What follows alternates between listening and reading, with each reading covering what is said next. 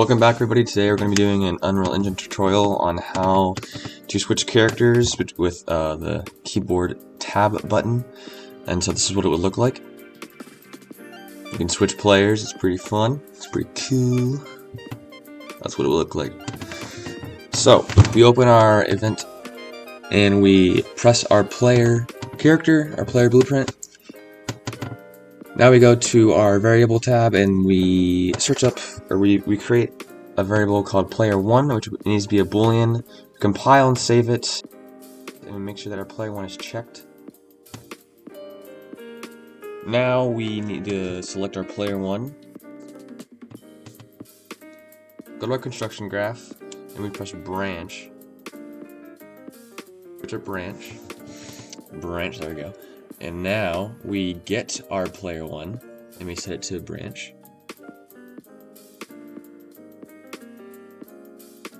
Now we set material mesh, and there we go. Just gonna make it look a little bit nicer.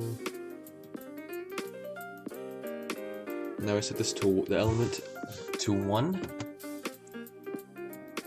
And you can use whatever material you want. I'm gonna find the certain one. There it is. Blue. Right, there we go. Compile and save. Make sure to always compile. That is very important. I've learned the hard way. Now I go back to our viewport, press our player, and now we set it a different mesh because we're gonna have two of the same characters. They're gonna look very similar. And now we can go to world settings. We can search up, selected, and then we make sure that it's set to none. Our default pawn class is set to none so that it just doesn't move at all at the start.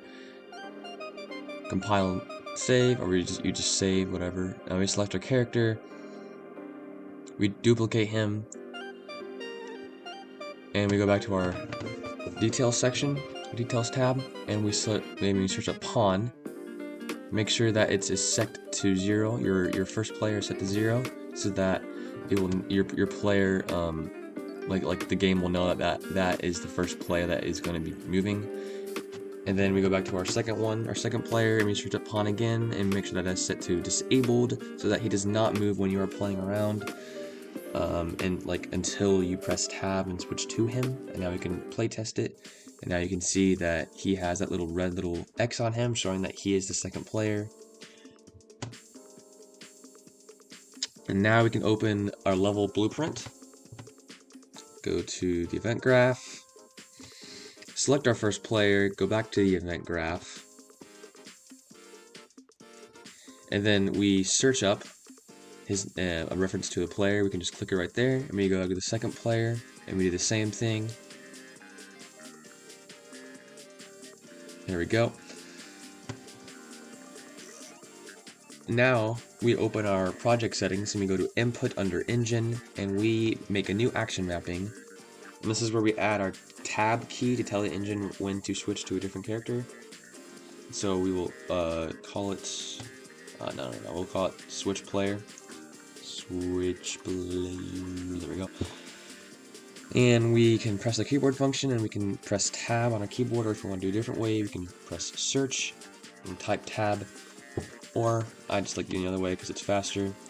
Now we exit our project settings, go back to our main level, and we add that key function in, which is called switch player. Make sure it's an action mapping, which is our input action. And then we add a flip-flop, which tells it to flip-flop back to each player, which for A and B. And so we can get our player controller, and we say possess,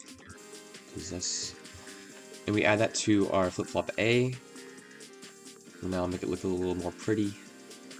Go there. There we go. And now we can duplicate it. Actually, no, we need to set our player 2 to the pawn, and now we put that up there, and now we can duplicate our get player controller and our possess, and we set it to the first player.